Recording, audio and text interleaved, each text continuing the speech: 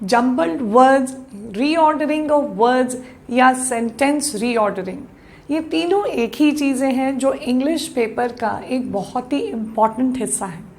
आपने देखा होगा कि कुछ वर्ड्स आपको दे दिए जाते हैं जो सीक्वेंस में नहीं होते हैं और उन वर्ड्स को आपको एक प्रॉपर सीक्वेंस में लगा के एक मीनिंगफुल सेंटेंस बनाना होता है। इसे कहते हैं रीअरेंजमेंट ऑफ वर्ड्स या वर्ड्स को अनजम्बल करना, यानी वो जम्बल्ड हैं, मिक्सड अप हैं और उन्हें आपको अलग अलग करके एक मीनिंगफुल सेंटेंस बनाना है। तो इसके बहुत ही छोटे छोटे रूल्स होते हैं जो अगर आपको एक बार समझ आ गए तो आप किसी भी क्वेश्चन को हैंडल कर सकते हैं।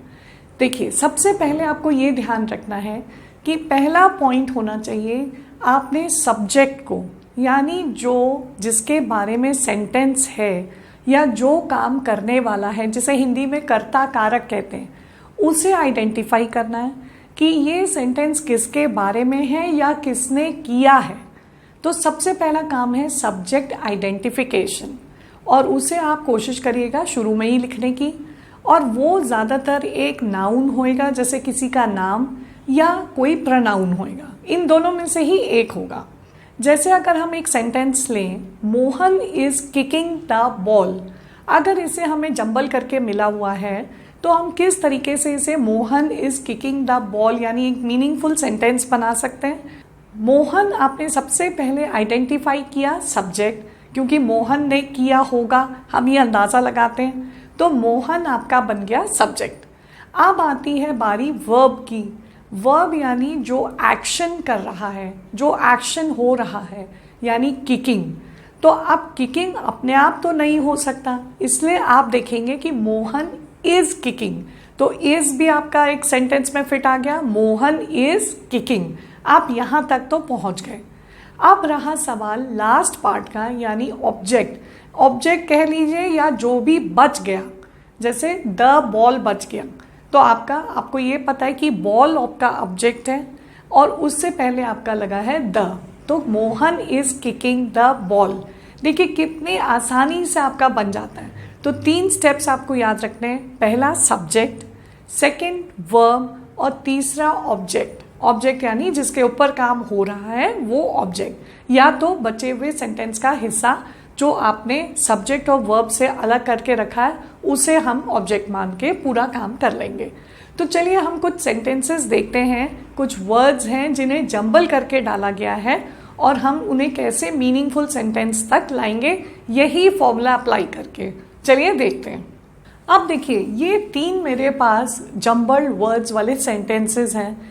इन्हें मुझे आइडेंटिफाई करना है कि किस तरीके से एक मीनिंगफुल सेंटेंस बने। तो हमारा सबसे पहला वाला रूल क्या था, आइडेंटिफाई सब्जेक्ट, यानी वो नाउन होगा या प्रनाउन। चलिए यहाँ देखते हैं, from the bought Meena farm apples.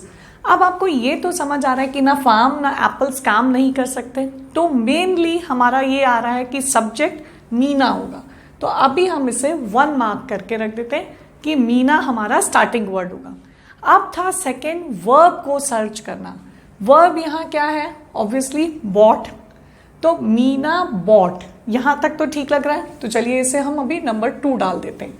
देखिए ये नंबरिंग आप हमेशा एग्जाम में पेंसिल से करिएगा, क्योंकि कभी कभी उल्टा भी हो सकता है, कोई वर्ड हो सकता है आपने कहीं और अरेंज कर दिया हो, तो इसलिए नंबरिंग हमेशा पेंसिल से करिए। फिर जब फाइनल हो जाए तब इसे पेन से आंसर लिख दीजिए। अब आते हैं हम थर्ड पे, मीना बॉट तक तो आ गया।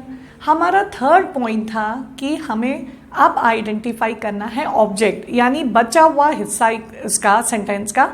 अब देखते हैं मीना बॉट, उसने कोई चीज़ खरीदी, तो वो क्या होगी, यानी वो ऑब्जेक्ट क्या होगा, एप्पल्स, क्योंकि और तो बाकी कुछ हो नहीं सकता यहाँ, एप्पल्स। अब यहाँ तक हमारा देखा जाए तो खत्म हो गया सब्जेक्ट, ये हमारा सब्जेक्ट, वर्ब और ये ऑब्जेक्ट, तीनों चीज़ें आ गई।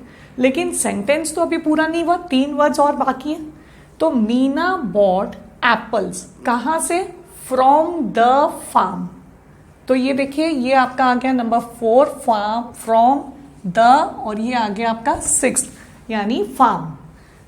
Meena bought apples from the farm. तो चलिए ये सेंटेंस हम देखेंगे, Meena bought apples from the farm.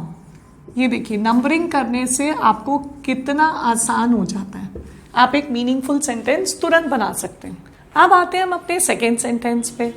यहाँ देखिए सबसे पहले आप इसमें आइडेंटिफाई करिए कि आपका एक्शन वाला यानी एक्शन करने वाला कौन हो सकता है। देखिए स्कूल, बुक्स, ललित, ये बहुत सारे नाउन्स तो आपको मिल गए, लेकिन इसमें से एक्शन करने वाला एक हो सकता है, वो है ललित। तो हमने इसको 1 कर लिया अभी के लिए ललित। अब यहाँ हमें सेकेंड टाइम चीज जो ढूंढनी होती है वो है वर्ब। वर्ब है आपका डोनेटेड। तो चलिए यहाँ हमने नंबर 2 डाल लिया, मतलब ललित डोनेटेड। अब डोनेट क्या चीज करी होगी, कोई ऑब्जेक्ट। ऑब्जेक्ट क्या है, हिज बुक्स। अच्छा अब यहाँ पर देखिए हिज बुक्स साथ में भी है, तो कभी कभी एग्जाम में ऐसा भी होगा कि 2 या 3 वर्ड भी आपको एक साथ दिए जाएंगे, तो वो इकट्ठे ही आएंगे, वो फिर आगे पीछे नहीं होंगे, वो इकट्ठा ही आएगा। तो यहाँ तक हमारा बन गया ललित डोनेटेड हिज बुक्स। तो चलिए हम इतना तो लिख लेते हैं, ललित डोनेटेड हिज बुक्स। अब एक बात आती है कि बचा हुआ सेंटेंस, बचे हुए वर्ड्स कहाँ डोनेट की होगी। अगर हम देखें टू द स्कूल लाइब्रेरी, क्योंकि लाइब्रेरी है, स्कूल है, टू द स्कूल भी हो सकता था, टू द लाइब्रेरी भी, लेकिन फिर दोनों को कंबाइन करना है तो टू द स्कूल लाइब्रेरी। तो ये देखिए मेरा 4th, 5th और ये 6th, 7th। देखिए नंबरिंग करना बहुत ही अच्छा तरीका रहता है, नहीं तो आपको कंफ्यूजन हो सकता है। और सबसे बड़ी बात, जब आप नंबर करते हैं तो आपने देखा कि सारे वर्ड्स कवर हो गए, इसका मतलब आपने कोई वर्ड मिस नहीं किया है। तो चलिए Lalit donated his books to the school library, school library, और ये आपका सेंटेंस कंप्लीट हो गया, एक मीनिंगफुल सेंटेंस बनके तैयार है। अब देखते हैं नेक्स्ट वाला। यहाँ भी आपको सबसे पहले आइडेंटिफाई करना है नाउन, यानी आपका सब्जेक्ट। तो देखिए नाउन तो बहुत सारे हो जाते हैं, लेकिन सब्जेक्ट करने वाला अगर हम देखें ट्यूटर, देखिए हमने यहाँ 1 कर लिया, लेकिन मैंने अभी भी कहा कि नंबरिंग हमेशा पेंसिल से करिएगा, क्योंकि हो सकता है आपकी नंबरिंग गलत भी हो जाए। देखते हैं ट्यूटर, ट्यूटर के बाद आएगा हमारा वर्ब। वर्ब क्या है, आस्क्ड, ट्यूटर आस्क्ड। अब देखिए हमारे पास सब्जेक्ट आ गया और हमारे पास वर्ब आ गया, चाहिए हमें ऑब्जेक्ट। ट्यूटर आस्क्ड, इसका मतलब उसने कुछ पूछा, ट्यूटर ने कुछ पूछा। क्या पूछा, अब देखिए क्या chemistry in the class, chemistry questions in the class, हाँ ये हो सकता है। ट्यूटर आस्क्ड केमिस्ट्री क्वेश्चंस, और फिर ये आपका इन द और ये क्लास। लेकिन अरे ये क्या हुआ, हमारा ये वर्ड तो छूट गया। आप अगर ध्यान दीजिए, ट्यूटर आस्क्ड केमिस्ट्री क्वेश्चंस और आपका इन द क्लास, लेकिन ये द तो रह गया। इसका मतलब ये था कि इसे भी कहीं फिट करना था हमें। तो अब देखते हैं, चलिए अगर हम यहां से लिखना शुरू करें, tutor asked chemistry questions in the class, इसका मतलब इस सेंटेंस में तो ये फिट आ ही नहीं रहा, ये तो कहीं भी फिट नहीं आ रहा है। द ट्यूटर, ये देखिए द ट्यूटर, इसका मतलब आपकी नंबरिंग पूरी गलत हो गई। ये आ गया 1, ये बन गया 2, और द ट्यूटर आस्क्ड यानी ये 3, केमिस्ट्री क्वेश्चंस यानी ये 4, 5, और इन द ये बन गया 6, ये हो गया आपका 7। अब देखिए आपके सारे वर्ड्स कवर हो गए। ये चीज आपको ध्यान रखनी है कि जब आप सेंटेंस लिखेंगे, नंबरिंग करने का आपका ये फायदा रहेगा कि आपका कोई भी वर्ड मिस आउट नहीं होगा। चलिए और एग्जांपल्स देखते हैं। देखिए ये मेरा नया सेट है वर्ड्स का जो जंबल करके दिए हैं, और अब हमें फिर से इन्हें मीनिंगफुल सेंटेंस में कन्वर्ट करना है। तो आपको पहली टेक्निक याद है, सबसे पहला आपका काम है सब्जेक्ट ढूंढना। अब देखिए यहाँ पर तो काफी सारे नाउन्स हैं, स्टूडेंट्स भी, क्रिकेट भी, कोच भी, तो फिर ये तो मुश्किल हो रहा है। लेकिन एक चीज और देखनी चाहिए, फिर सेकेंड क्या था, वर्ब। वर्ब यहाँ क्या है, टॉट। अब देखिए सिखाने वाला तो कोच हो सकता है, स्टूडेंट्स तो सिखाएंगे नहीं कोच को, इसका मतलब हम इसे फर्स्ट कर सकते हैं, यानी अगर इसमें हमने नंबर 1 डाला तो ये हो गया वर्ब। कोच टॉट, उसने कुछ सिखाया, तो क्या सिखाया होगा? देखिए यहां पर आपको दिया है टेक्निक। कौन सी टेक्निक? New technique. तो कोच टॉट अ न्यू, और ये टेक्निक, न्यू टेक्निक किसको सिखाई होगी? टू द स्टूडेंट्स, यानी ये 6 द स्टूडेंट्स। लेकिन अब आप देखेंगे कि आपका एक वर्ड तो रहे क्या? ये देखिए, फिर यही फायदा होता है नंबरिंग का कि आपका एक वर्ड आपको पता लग गया, ये तो मिसिंग है, क्रिकेट। अब देखते हैं हम इसे कहाँ फिट कर सकते हैं। देखिए, coach taught a new technique to the students, तो हम यहाँ कर सकते थे coach taught a new cricket technique.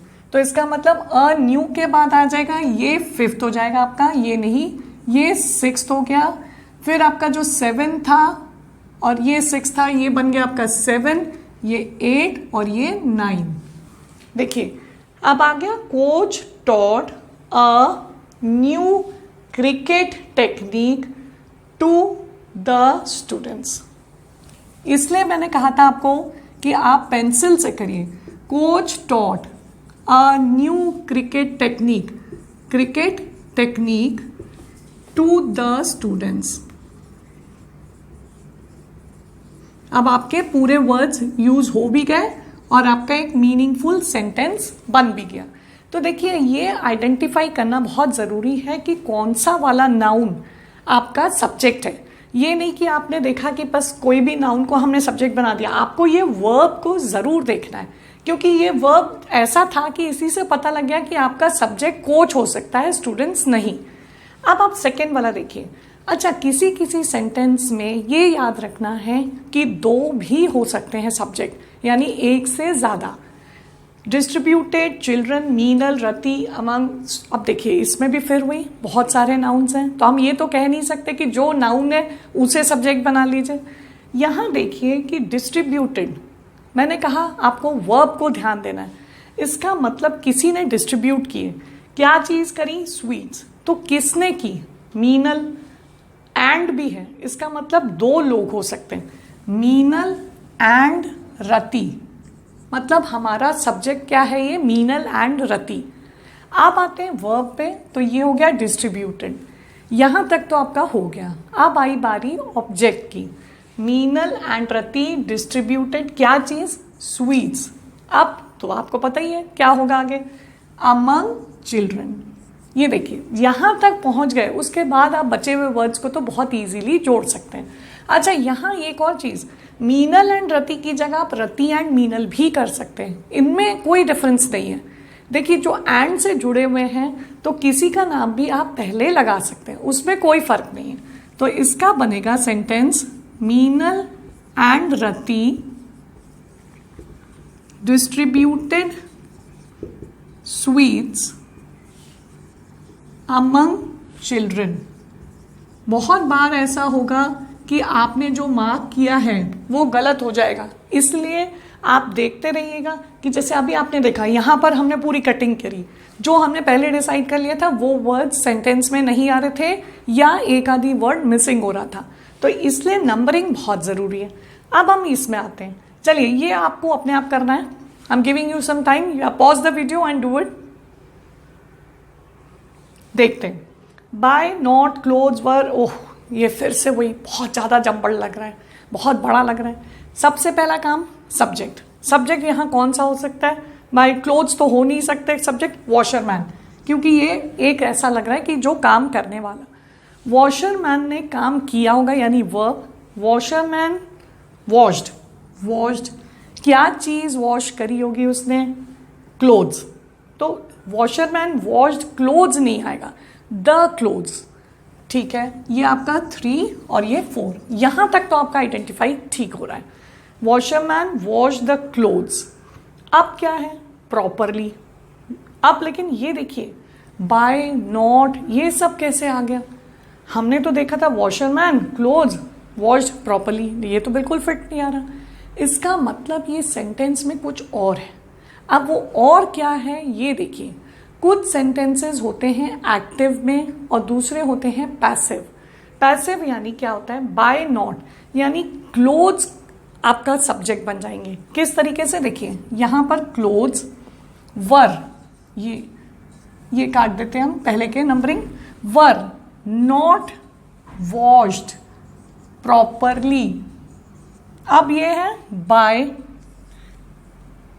ये आपका आ गया 6 आ चुका है आपका, ये है 7 बाय द। अब क्या आएगा, वॉशरमैन बचा है क्या, वॉशरमैन। देखिए सारे कवर हो गए, clothes were not washed properly by the washerman. बहुत कंफ्यूजिंग है, लेकिन आपको ये याद रखना है, ऐसे वाले सेंटेंसेस को आइडेंटिफाई करना है आपको बाय वर्ड से। बाय देखते ही आपको समझ जाना है कि सब्जेक्ट जो करने वाला है वो ना होके यहाँ ऑब्जेक्ट पहले आएगा, ऑब्जेक्ट का पहले आना पड़ेगा यहाँ, इसीलिए ये इस तरीके से आया। अब देखिए यहां पर हम लिखेंगे क्लोथ्स। अच्छा अब आप देखिए आपका एक वर्ड रह गया द, यहां पर भी आपका द रह गया, इसका मतलब ये आएगा द क्लोथ्स। द क्लोथ्स ये पहला बन गया, the clothes were not washed properly by the, आपके दो बार द है, बाय द वॉशरमैन। ये देखिएगा अब हम लोग काउंट कर लेंगे कितने वर्ड्स हैं, 1 2 3 4 5 6 7 8 एंड 9। ये वाला हमारा एक द छूट गया था जो हमने यहाँ लगा दिया। तो देखिए 1 2 3 4 5 6 7 8 एंड 9, ये डबल चेक जरूर कर लीजिए। जैसे अभी हमारा एक द छूट गया क्योंकि हमने नंबरिंग काटी थी, तो ये चीजें देखिए ये बहुत आम है एग्जाम में गलती होना। तो इस तरीके से अगर आप करेंगे इसको, तो मुझे नहीं लगता कि आपको कुछ भी डिफिकल्ट लगेगा जम्बल्ड वर्ड्स को अरेंज करके एक प्रॉपर मीनिंगफुल सेंटेंस बनाने में। आगे आने वाले एपिसोड्स में हम और भी एक्सरसाइजेस करेंगे और बेस लेवल से एडवांस लेवल तक देखेंगे कि किस तरीके से आपको बहुत बड़े बड़े वर्ड्स भी आ जाएं, यानी बहुत सारे वर्ड्स भी आ जाएं, तो आप कितनी आसानी से उन्हें एक मीनिंगफुल सेंटेंस में कन्वर्ट कर सकते हैं। So stay tune to Idea Infini. Hope you're liking all our videos. So, send in your suggestions and queries in the comment box. Share the videos with your friends and press the bell icon for the latest information on all the videos of Maths and English. And don't forget to subscribe the channel Idea Infinity.